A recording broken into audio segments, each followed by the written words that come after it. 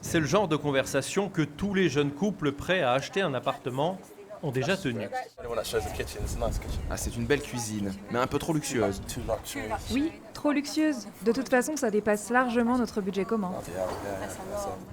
À ceci près qu'il y a ici une différence. Sibel Hanadan et Sean Skerritt ne se connaissaient pas il y a quelques semaines.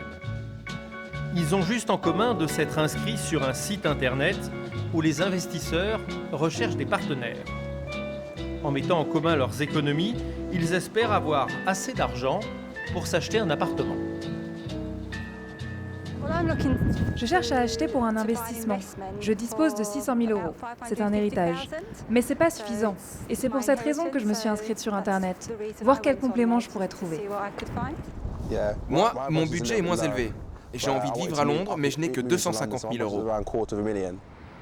Problème, à Londres, pour 250 000 euros, il n'y a plus rien. Dans certains immeubles prestigieux, ce n'est même pas le prix du balcon. Londres est la ville la plus chère au monde. En 30 ans, le prix d'un logement a été multiplié par 5.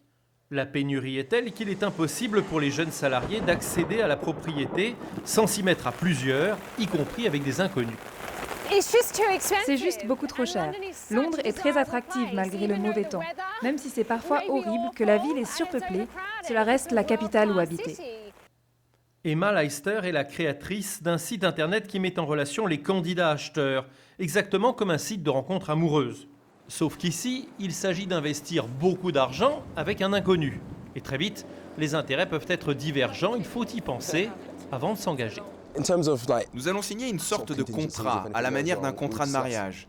Et si on ne s'entend plus, nous saurons exactement quoi faire.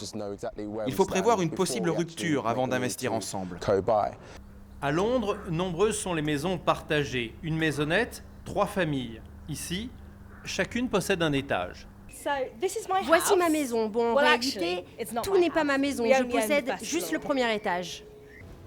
Quand ça se passe bien, des gros travaux sont même possibles à condition que chacun soit d'accord.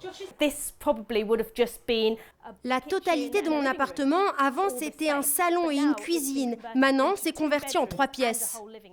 Dans le cas de notre couple de candidats, le partage est encore plus net. Le jeune homme habiterait l'appartement, la jeune femme en posséderait les 2 tiers et donc sa voix resterait dans tous les cas prépondérante.